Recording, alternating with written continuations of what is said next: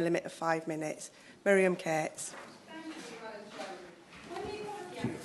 2010, few doubted Parliament's intention was that sex should mean biological sex, either male or female, recorded at birth, an immutable characteristic. However, uncertainty has since arisen, specifically as to whether or not a person with a gender recognition certificate has legally changed their sex for the purposes of the Equality Act. And whatever the law actually says, the extent of the confusion is such that many people now believe that when someone expresses a desire to live as the opposite sex, that person then has a legal right to be treated as if they have changed sex. Now, this is not an academic argument. It has significant practical and safeguarding implications, as the outstanding work of Policy Exchange's Biology Matters Unit continues to reveal. Take the example of a tribunal brought against Sheffield Teaching Hospitals Trust last year. A male catering employee, known as V, who identified as a trans woman, was given permission to use female changing rooms. When female staff complained about being forced to undress with V, in particular seeing him naked from the waist down, the issue was raised with V by a female manager. In response, V brought a harassment case against the trust and, unbelievably, won. Instead of considering whether the manager acted reasonably in being concerned about the exposure of male genitals in the ladies' changing room, the judge decided that V had been treated differently from another woman. The judge treated V as if his sex was female, when the issue in question was the fact that his body was male. Of course, the women who complained about V were not discriminating against him due to his trans identity. They were discriminating against him because he was male. And this discrimination is, of course... Can I just check that this is a concluded case? It is a concluded case.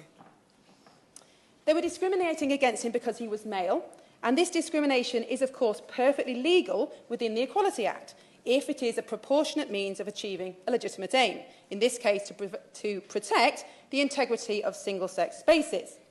Now, I have nothing for compassion for people whose biological sex is a source of distress, and they should, of course, receive the best evidence-based treatments for gender dysphoria. But whilst a small number of people rightly have the protected characteristic of gender reassignment, everyone, including trans people, has the protected characteristic of sex, male or female. And where these protected characteristics collide, we must ensure that everyone is protected according to their sex and that proportionate accommodations are made to assist those who don't wish to use the facilities of their sex. So, Mrs Cummings, we must clarify the Equality Act to make clear that sex means biological sex and to ensure that the providers of single-sex services and facilities understand and protect the single-sex nature of these provisions.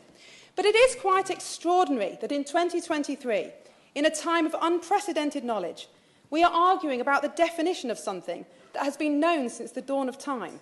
The most contentious question of our day has famously become, what is a woman? A question that no previous society has felt the need to answer. Because despite the semantic acrobatics employed by some to dodge the question, we all know, instinctively, intrinsically, what a woman is. Because the sex binary, the biological state of being either male or female, evolved hundreds of millions of years ago, hundreds of millions of years before we humans walked the earth. Being able to tell the difference between a man and a woman is not a matter of acquired knowledge. It is as instinctive as being able to tell up from down. Indeed, our survival as a species depends on it. If you want to reproduce, if you want to protect yourself, if you want to protect your children, you had better know the difference between a man and a woman. Men and women are different, physically, psychologically, sexually, and socially. All civilizations are built on an understanding of these differences, creating structures and rules and boundaries to protect women and children from male violence and to preserve the dignity of both sexes. There is nothing more destabilising to society than to dismantle the legal, social and cultural guardrails that protect women and children by pretending that males become females and vice versa and allowing that to creep into our law. Whilst academic elites cave in to aggressive and misogynistic trans activism, ordinary women are frightened to go to hospital. Ordinary men fear for the safety of their daughter in public toilets. Ordinary children are subjected to a psychological experiment in which they are told they can choose their gender, and ordinary toddlers are used to satisfy the sexual fetish of adult men dressed as eroticised women. Understanding the difference between male and female underpins society, safety and security. We must clarify the Equality Act to give ordinary people the certainty that our laws can be trusted to protect women and children and that sex means sex.